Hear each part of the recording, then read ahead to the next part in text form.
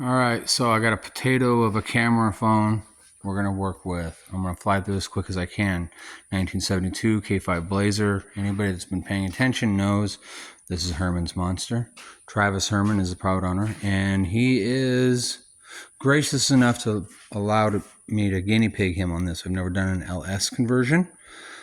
I don't know a lot about him. I think this is an LS3. It's a 5.3 out of like a 2006 Tahoe. That's what I know. It needs cleaned up. It needs gaskets. It needs a lot. But I got it stripped down enough that I can fit it in the hole. We do need headers to fit past the frame rail. We're going to have to use a different, either a Camaro manifold or a header to fit past that. No problem. So what we got is it's sitting in the hole. It's tilted back just a little bit. Disregard that. There's tension on it. I'm going to leave tension on it. It's going to hang here for tonight. I've got a cross member I purchased aftermarket because the original cross member, what it is see here where the oil pan is and the wires come around. It's too narrow at this point.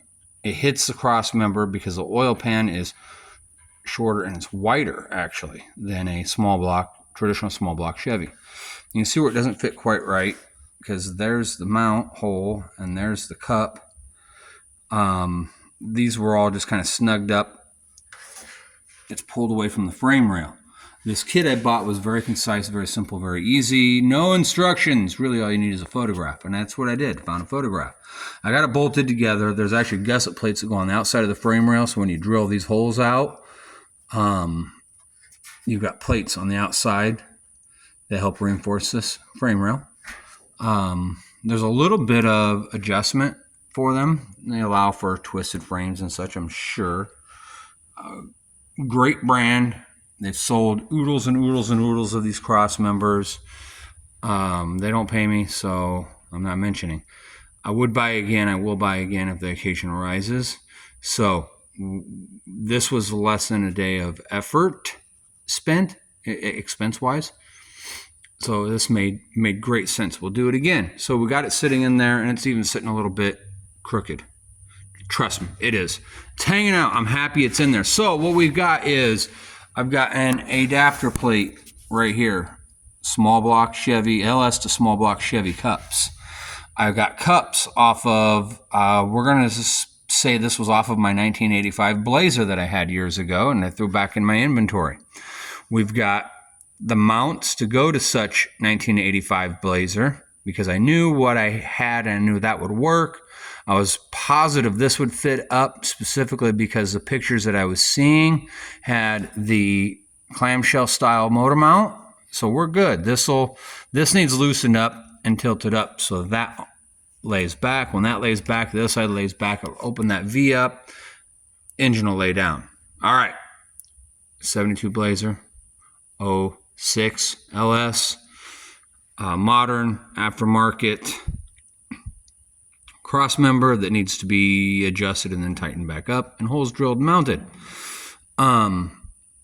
80s Chevy pickup motor mounts, clamshell style motor mounts. All right, so what's to make the rest of this go? Now we got to have the drivetrain to suit. This is a passenger side drop, not a driver side drop. That's where it complicates things a little bit when you start going modern, yet maintaining axles, which we're going to keep the axles and braking system. So we've got a 2000 something, we're not even sure. I believe it's an NV 4500. Could be wrong. I haven't run numbers. I don't care. I found parts that fit it. So I believe we got an NV 4500. It's a 5-speed manual transmission. We got the clutch assembly, all that. We got the pedal parts taken care of. We'll have to get it set up so it runs a hydraulic cylinder, not a manual. That's another part to get. They make parts for all of this now. So okay, great, got that hooked up. It had a transfer case. It was a passenger side dump, or a driver side dump. Shoot, what do we do? Long story longer. This is what we do. This is how we do it. This is a 1989 NP727 out of a K2500 Suburban with a Turbo 400 behind it. Well, in front of this, but behind the engine. So the next move is pull the engine, get the motor engine cross member set up correctly. Set the engine, confirm that. Pull it, mount it to the transmission. Pull the old cross member for the transmission out from under the truck as it still lives there. Put this one in its place, but not bolted in.